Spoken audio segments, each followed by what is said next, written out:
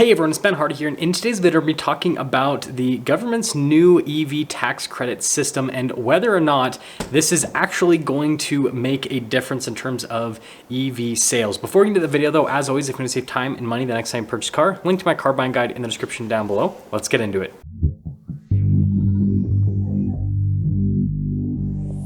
So let's talk about the changes that are part of the new EV tax credit system. So first off, there is no longer going to be a 200,000 vehicle limit for manufacturers. If you guys don't know, what happened in the past is once a manufacturer produced 200,000 EVs, they would no longer have a tax credit applicable to their product. So that has been completely removed.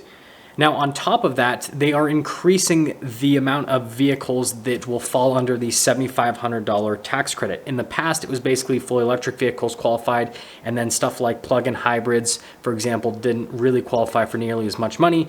But with the writing of this new bill, it sounds like pretty much everything that is either an EV, a plug-in hybrid, or a hydrogen-powered fuel cell vehicle will qualify for the full tax credit, which I think that is pretty cool. And most of this, by the way, goes into effect by 2023. Some things don't go into effect until 2024. So if you purchase a vehicle in 2022, which is the time of me filming this video, pretty much none of these changes are or have gone into effect yet, which is pretty good.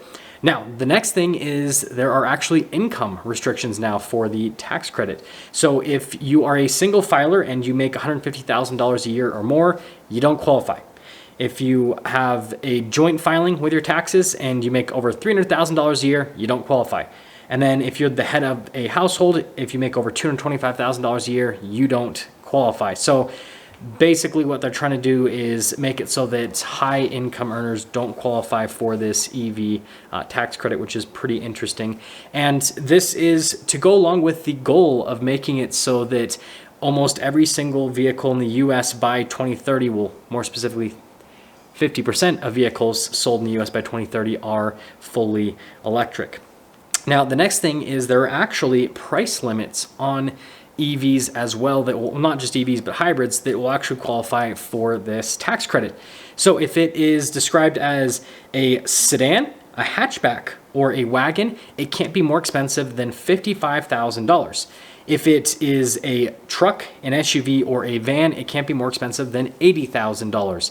And so that pretty much takes out most EVs for sale. Like if you look at Tesla's lineup, for example, a base model 3, well, I should say a base model Model 3, that's a better way to say it, starts at like 40 something, almost $50,000. Nobody ever orders a base model. Everyone always adds options that pushes those cars over $60,000. And so pretty much every Tesla at this point is not going to qualify unless you get a base model that, again, nobody orders. Now, the next thing is used vehicles, which is pretty interesting. So some used vehicles will actually qualify for this. So the vehicles have to be at least 2 or more years old, and they have to cost $25,000 or less. Again, there's another price restriction, and they have to weigh under 14,000 pounds. So I guess that puts out the Hummer EV. No, I'm just kidding, because the Hummer EV is only 9,000 pounds.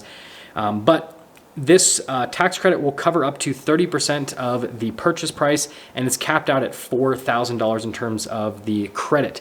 Now, something that I haven't mentioned yet is another thing to also make it so that a vehicle will qualify for this credit. It has to be manufactured in the US, and the battery also has to be manufactured in the US, and then a lot of the components for the battery also have to be like not only manufactured in the US, but then like actually like the resources have to be dug up in the United States as well in other parts of North America. So like they're trying to separate us from other parts of the world with this bill, again, to qualify for this tax credit. Now, that was quite a bit to take in, but we have to now talk about whether or not this is actually going to move the ball forward in terms of more EV adoption here in the US. And on the surface, it seems like it would help out, right? Making it so that used cars can now get a tax credit seems great on the surface. Making it so that if you buy a plug-in hybrid, you can get a bigger tax credit. That also seems great on the surface.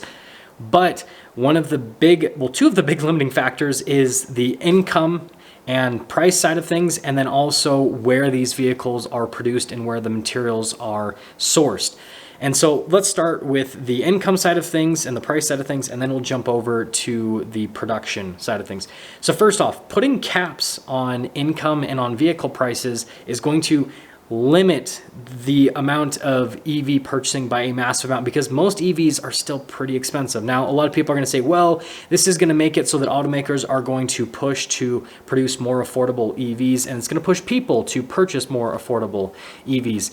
And yeah, that's probably true. This is going to happen in the long term, but in the short term, if you want to have more adoption now, then you need to continue to incentivize everything. And just like any other new technology, the people that will initially adopt the technology are those that have more money.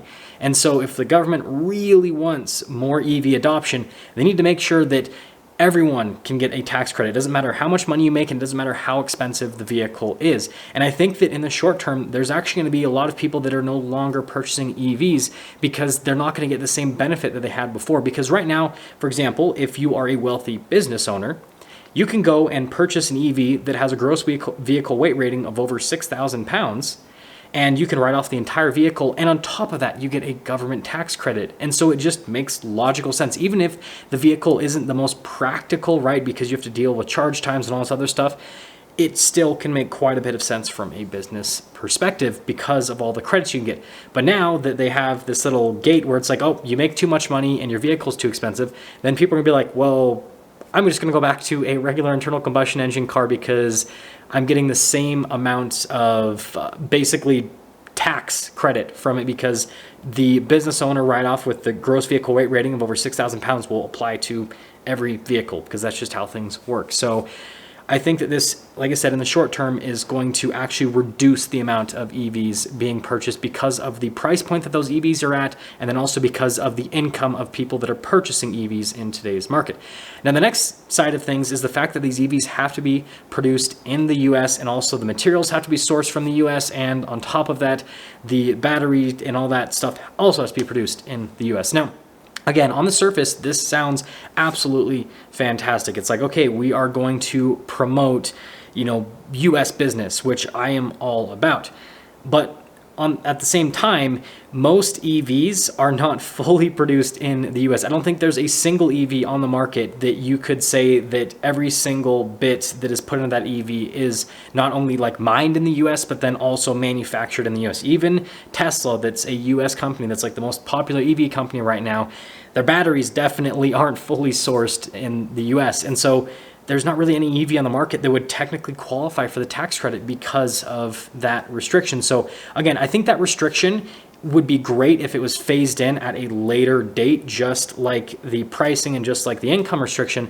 But I think phasing it in right away is just not a very smart move. And so this is just my take on it. I think overall, having a tax credit for EVs makes sense because it's going to incentivize people to purchase more EVs because it's going to aid them financially. But if you really want this credit to work, you can't put so many gates at the beginning. You have to make it so that it's a really easy system for people to basically go through initially, and then slowly close gates over time. So maybe wait like 4 or 5 years and then go, okay, now there is going to be basically an income cap, and now there's going to be a price cap, and now it has to be manufactured in the US, because this will give consumers and companies time to adapt. Whereas at this current moment, we're basically just getting this slapped in our face, and then we have to just figure it out. And these things take time. I want you guys to let me know what you think about this overall. And with that being said, I'll see all of you in the next video.